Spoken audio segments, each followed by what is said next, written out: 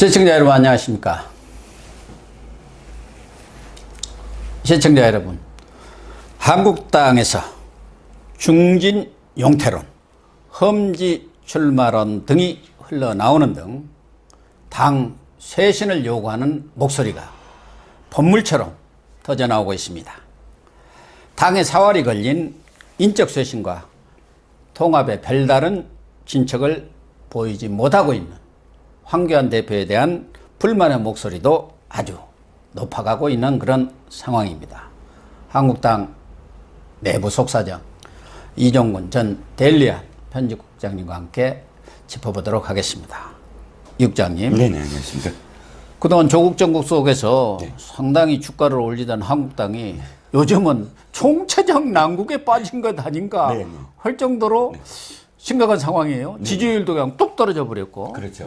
자, 조국 사태가 가렸던 게 있습니다. 어떤 걸 가렸냐면 어떤 의미에서는 현 정부가 굉장히 2개월 동안 수혜를 받았다. 조국 그 논란으로. 왜냐하면 경제 위기 있지 않습니까? 경제 위기는 언제나 분기별로 한 번씩 발표되는 게 있어요. 고용 지표, 그러니까 일자리에 대한 문제들 또는 소득 지표, 국민 소득과 관련된 문제들, 이런 부분들이 늘 발표가 되고 늘 그때마다 사실은 사상 최악이다.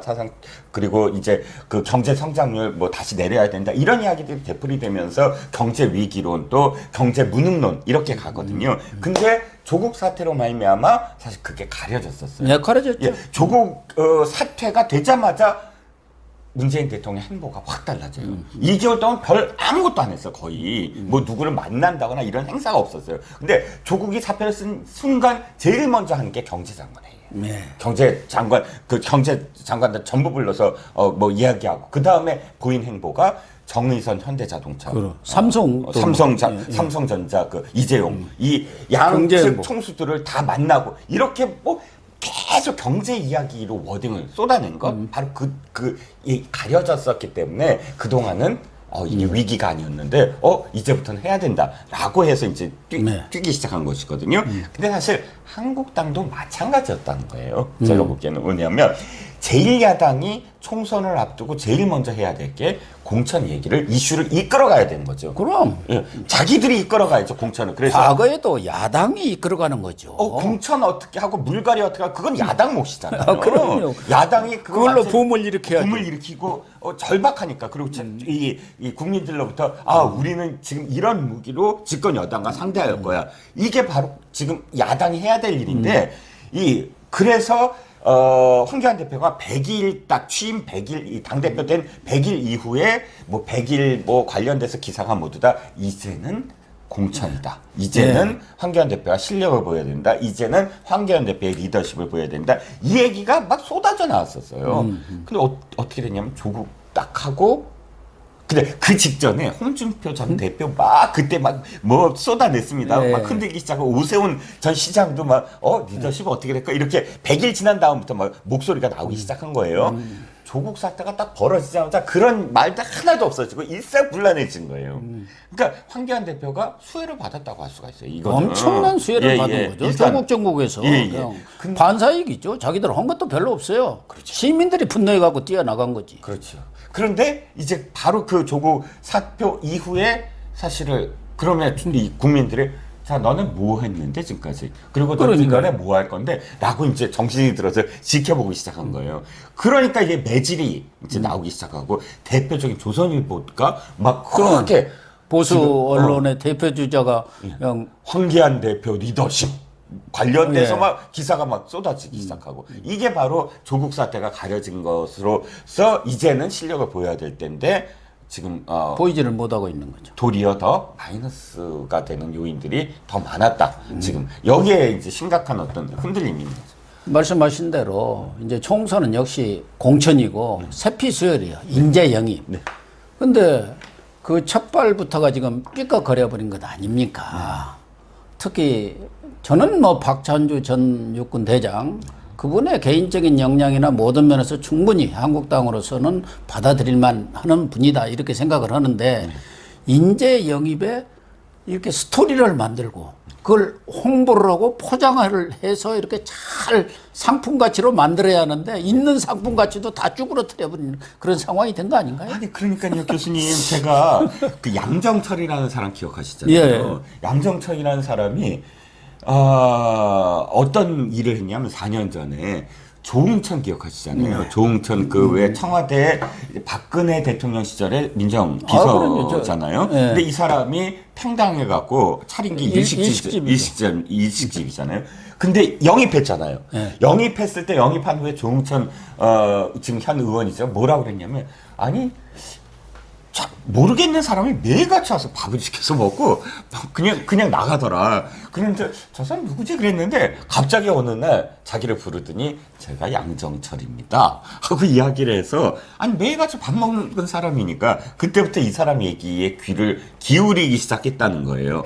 이 얘기가 뭐냐면 그게 이 얘기의 진위가 중요한 게 아니라 스토리를 만든 거. 아니 이야기를 조홍천이가 공직기강 비서관하고 양정철은 뭐 삼철이가 누군지 다 아는데 얼굴을 몰랐겠습니까? 예. 대신 그렇게 스토리를 싹 만들어내니까 이야 저렇게 노력을 했구나. 예. 삼고 초려 이런 게 제목이 나오잖아요. 딱. 그러니까 딱 제목이 나오죠. 그때 당시에 한 사람 한 사람 국민들이 다 기억합니다. 양향자, 그럼 그것도 얼마나 고졸 신화 이렇게 고졸 딱 신화, 만들어. 그 여성 신화 이것들을 만들어서 또 한 사람이 누구죠? 표창원, 표창원, 1호. 1호, 이철이 뭐 이런. 근데 대개는 뭐냐면 어떻게 했냐면 한 사람 딱 불러서 문재인 대표, 당대표가 사진 찍고, 그 다음에 이야기들 쫙 흘려서 기사거리 딱 만들어주고, 그렇게. 이렇게 해서 스토리를 만들었다. 하나하나의 스토리를 만들었다는 거예요.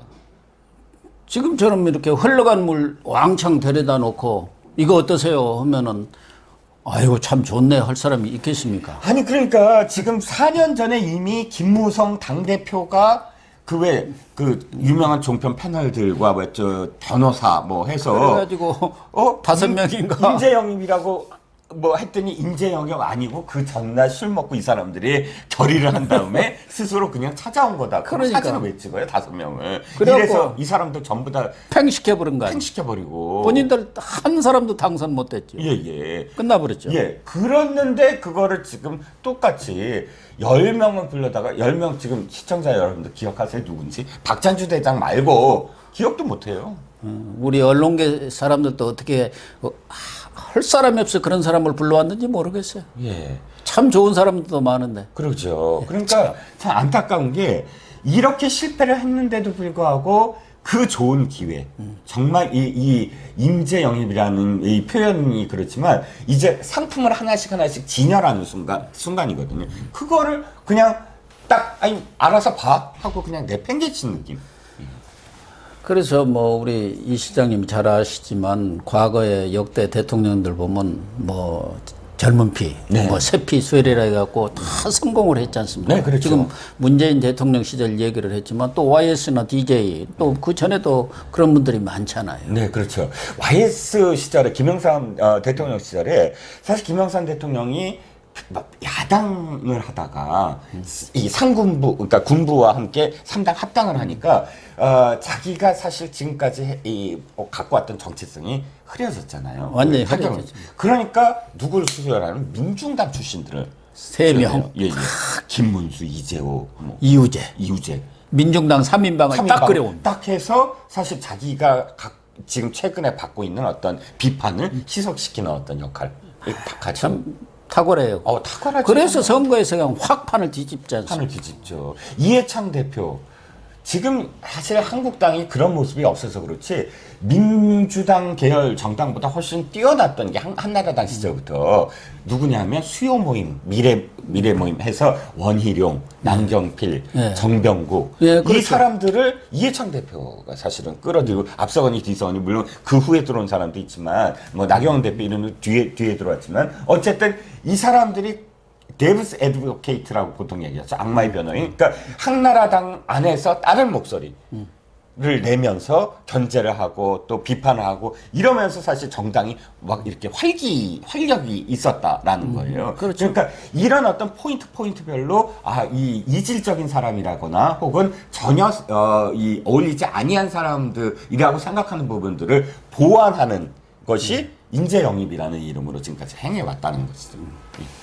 그리고 이해창 총재도 그때가 2000년 선거 때인가 김윤환, 이기태, 신상호, 황낙주 네. 아주 거물들을 그냥 한 목에 네. 싹 쳐버렸잖아요. 네. 그래갖고 물갈이를 확 했어요. 그렇죠. 그러면서 피해수청이었죠. 그러면서 그때도 총선에서 아주 좋은 성과를 거뒀죠. 네. 그만큼 물갈이 인재 영입이 중요한 거거든요. 그 대신에 그때 오세훈이라든가 이런 사람들이 들어왔어요. 네. 그러니까 뭐 다 국민들이 좋아하죠. 네. 이해창 대표의 가장 큰 어떤 뭐랄까요, 모멘텀이었어요.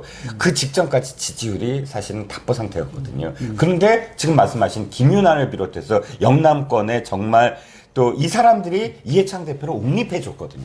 근데 그 사람들을 싹 쳤죠. 내침으로써 그다음부터 지지율이 대세론, 이해창 대세론으로 가는 첫 번째 모멘텀이 바로 그때였다. 그래서 참모라는 것도 중요한데 그때 이해창의 참모가 우리가 흔히 책사라고 하는 윤여준 씨입니다. 예, 그렇습니다. 본인은 그런 걸 잘 못하거든요. 인정도 얽혀 있고. 근데 윤여준 참모가 확 쳐야 우리가 산다. 그래야 대세로를 잡는다 해서 그렇게 한 거 아닙니까?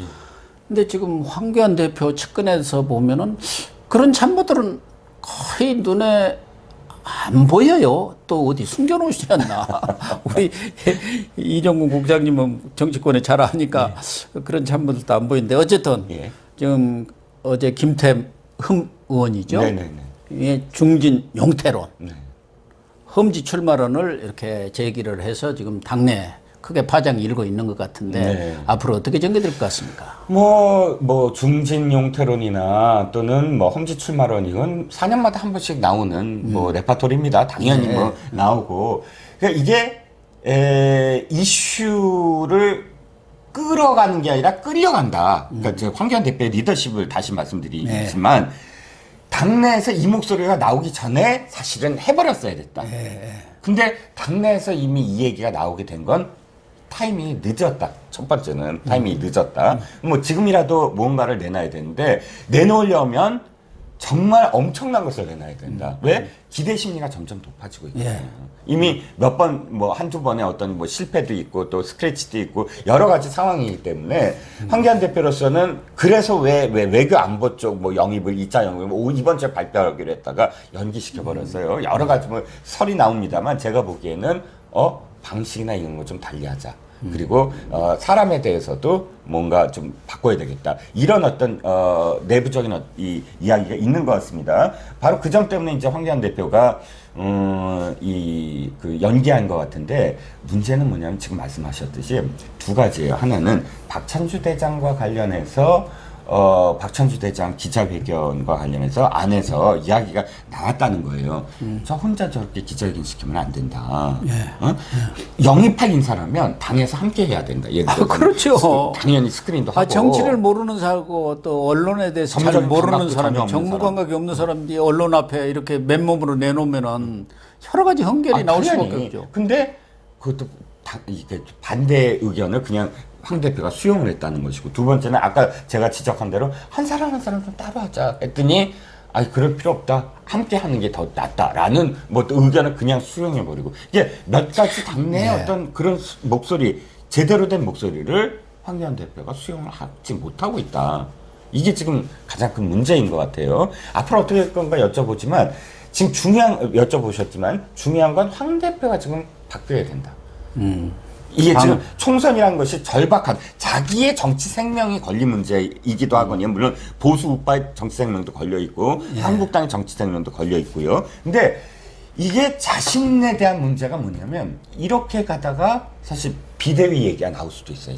이제 곧. 슬슬 지금 나오고 있지 않습니까? 수도권 의원들은. 그렇죠. 황 대표의 지지율이 이제 문제가 생겨요.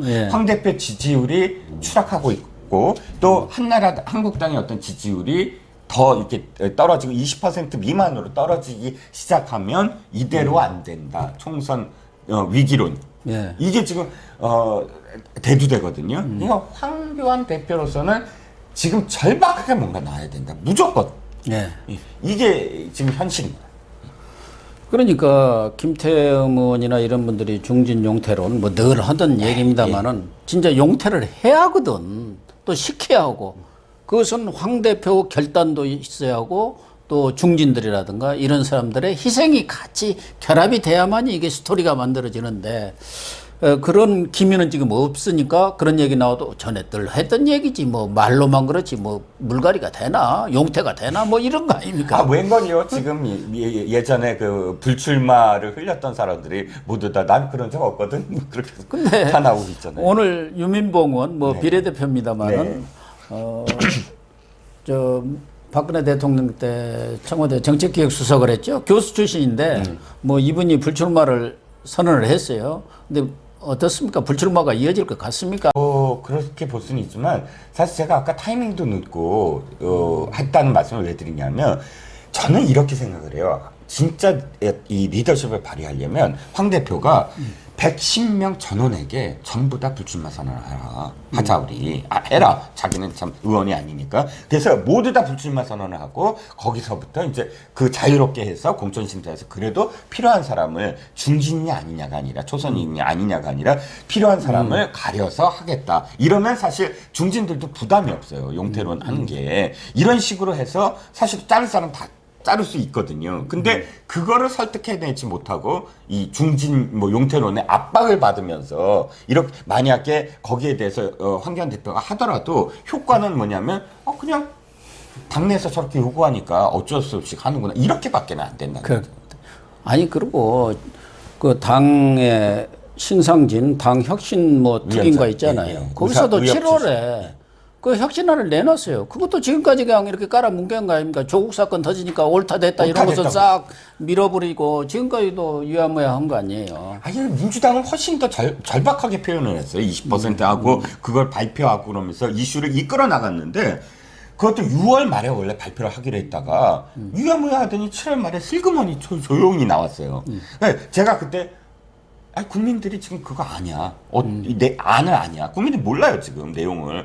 뭐 제대로 그거를 이렇게 그 야당이 송보도 안 했어요. 문제는 조국 사태 딱 벌어지니까 슬그머니 뭐 공천 얘기 다 그냥 없애버린 거예요. 여러 가지로 지금 총체적인 난 거죠.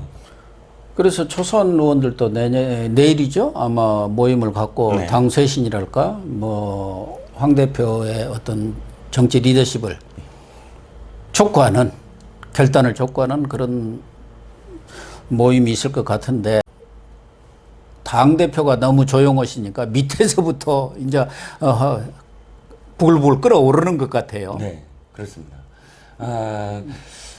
어찌됐든 지금 뭐 외통수라고 저는 할 수밖에 없어요. 황교안 대표로서는 지지율과 관련해서 지지율을 끌어올릴 수 있는 가장 큰 방법은 딱 두 가지입니다.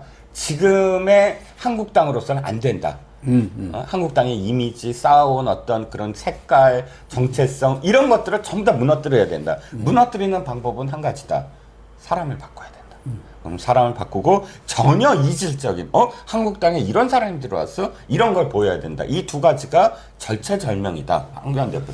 이렇게 그런 절체절명의 과제를 총선과 관련해서 이렇게 만들어내는 것이 네. 소위 말해서 총선 기획단입니다. 네. 그렇잖아요. 그렇죠. 그걸 하라고 네. 모양새를 탁 만들.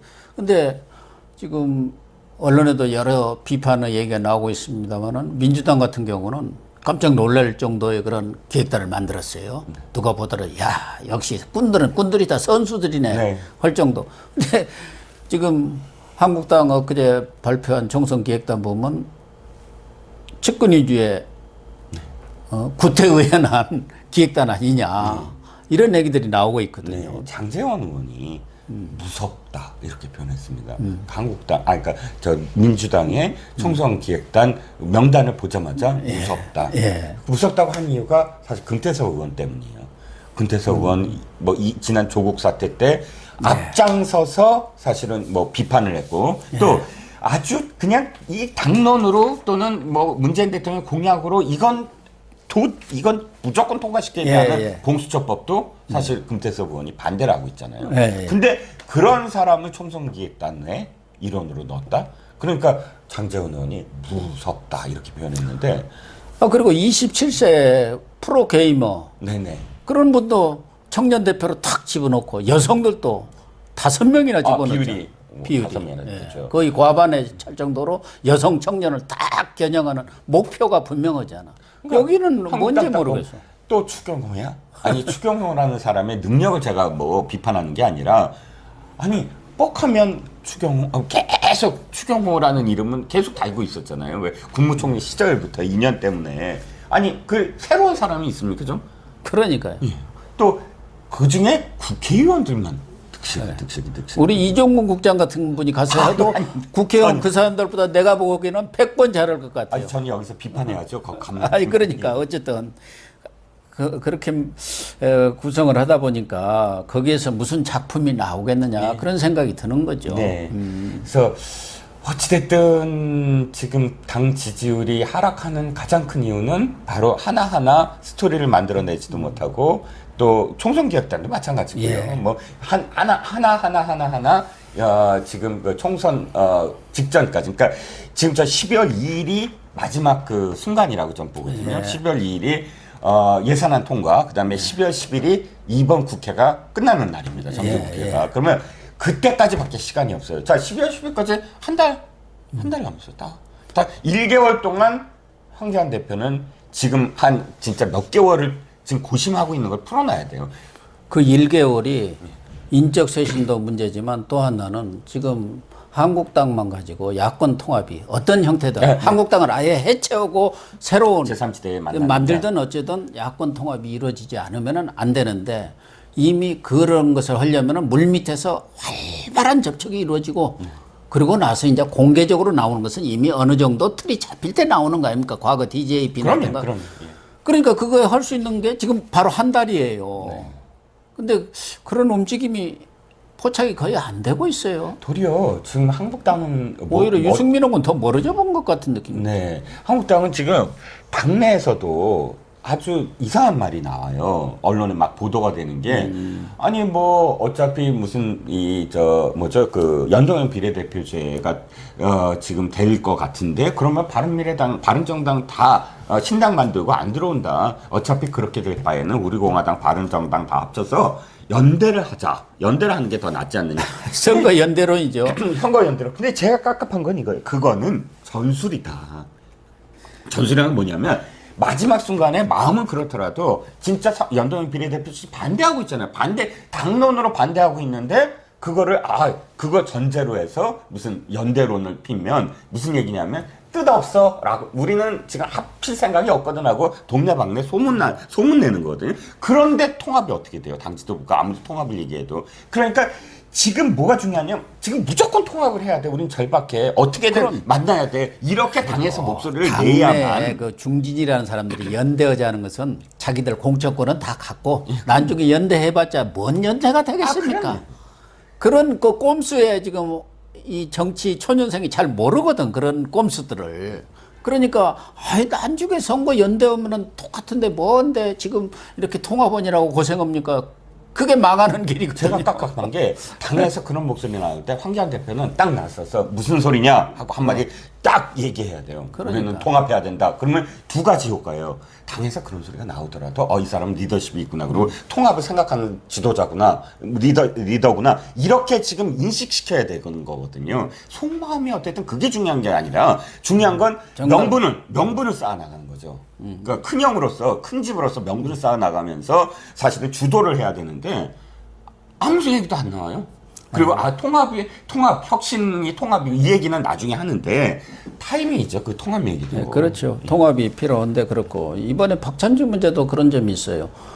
아니 어떻게 됐든 결과가 황교안 대표가 뭐 상고 처리해서 모셔왔는데 그 최고위원들끼리 딱 모여갖고 집단적으로 일종의 항명 같은 거를 그런 때 딱 보여야 하는 거거든요. 내가 결정한 거다. 내가 책임진다. 네네. 하면 그걸로 끝나는 거예요. 네네.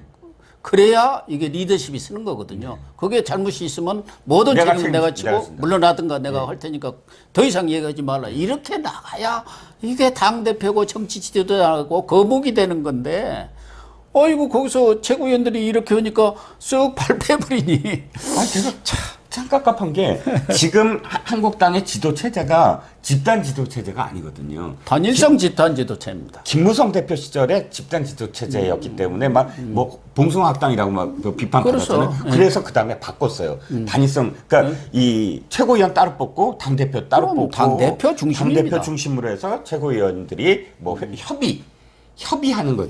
협의체로 이렇게 있는 거잖아요. 그렇다면 자기가 다 책임지겠다 그럼 최고위원들이 더 나설 수가 없어요. 그럼요. 어떻게 나서요? 예. 그런데 거기서 또 물러나는 모습, 우물쭈물하는 모습, 참 안타까운 거죠. 그래서 아침에 중앙일보하고 아주 전면 인터뷰를 한 게 나왔던데, 황 대표께서는 과반을, 그러니까 내년 총선에서 절반을 목표로 하고 있다. 이렇게 얘기를 했더라고요. 근데 구체적으로 뭐 어떻게 해서 절반을 넣겠다든가 그런 얘기는 없어요. 그래서 내가 신문을 2번이나 읽어봤는데 혹시 보셨어요? 아침에 중앙일보 인터뷰? 중앙일보 그냥 제목만 보고 지금 달려 나와서 좀 뭐 정확하게는 못 봤습니다. 뭐 다 별다른 내용은 없습니다. 네. 어쨌든 한국당이 초재선 중심으로 해서 당의 쇄신을 요구하는 목소리들이 앞으로 더 커져가는 것은 분명할 것 같습니다. 네. 그렇죠? 아니 뭐 당연하겠죠. 그러니까 양 당 모두 자기들이 이번에 이 경선에서나 혹은 또 이렇게 그 용퇴해야 될 사람들은 이제 목소리를 더 높일 겁니다. 더 양쪽 지도부를 흔들기 시작하고 늘 그래 왔지만 그거를 어떻게 헤쳐나가느냐의 보관은 지금이 아니라 이미 만들어 놨어야 됐다. 당대표가 총선을 앞두고 몇 개월간 사실 고심해야 되는 게 바로 그거였다. 그러니까 2개의 칼이 있는데 한 칼은 지금 집권 여당을 향해서 지금까지 썼다면 한 칼은 메스, 수술용 칼이었는데 그 칼을 어떻게 지금 쓰느냐. 이게 이제 초미의 관심사겠죠. 네, 시청자 여러분. 한국당이 조국 정국 이후 어떻게 보면은 중심을 잡지 못하고 좀 갈팡질팡 오락가락하는 모습을 보이고는 있습니다. 그런데 가장 중요한 것은 보수의 품격은 바로 자기 희생입니다. 다 자기 것은 움켜쥐고 자기 희생은 안 하겠다 이런 생각을 가지면서 인적쇄신, 통합 얘기해봤자 다 공연불에 불과한 것이 아닌가 하는 생각을 갖게 됩니다. 오늘 방송 마치도록 하겠습니다. 감사합니다.